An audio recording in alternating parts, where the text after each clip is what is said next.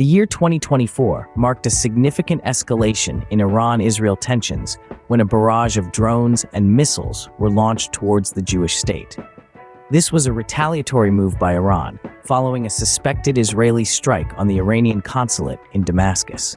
Over 300 projectiles were launched, with the majority intercepted by Israel's sophisticated defense systems, causing minimal damage. The United States also engaged in intercepting Iranian missiles, showcasing the interconnected web of alliances at play. This wasn't the first time Iran and Israel have been at odds. In fact, the seeds of this conflict were sown much earlier. As we step back in time, we find ourselves in the summer of 2022, when indirect talks between the United States and Iran to restore the 2015 nuclear deal ended without progress.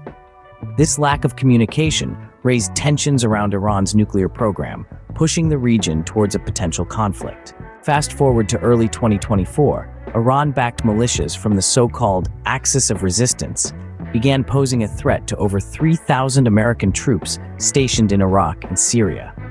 Despite warnings and retaliations, attacks on U.S. forces continued, including significant incidents like the Al-Assad airbase assault. The Biden administration was caught in a dilemma of responding adequately without sparking a wider conflict or appearing weak during an election year. The plot thickened when Iran launched an attack on Israel from its own territory. Israel's Iron Dome intercepted the majority of the missiles and drones. But in a surprising twist, Arab neighbors like Jordan assisted Israel by intercepting projectiles and opening up their airspace to Israeli and U.S. fighter jets.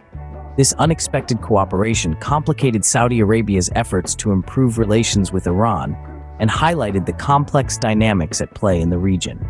As the dust settles on this recent conflict, the question remains, what comes next?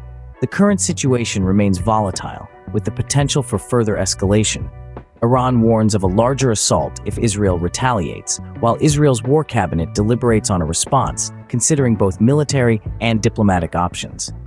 In summary, the recent Iran-Israel conflict saw a significant escalation, with Iran launching a retaliatory attack on Israel.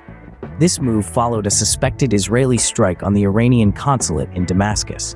The conflict saw surprising alliances form, with Arab neighbors like Jordan assisting Israel.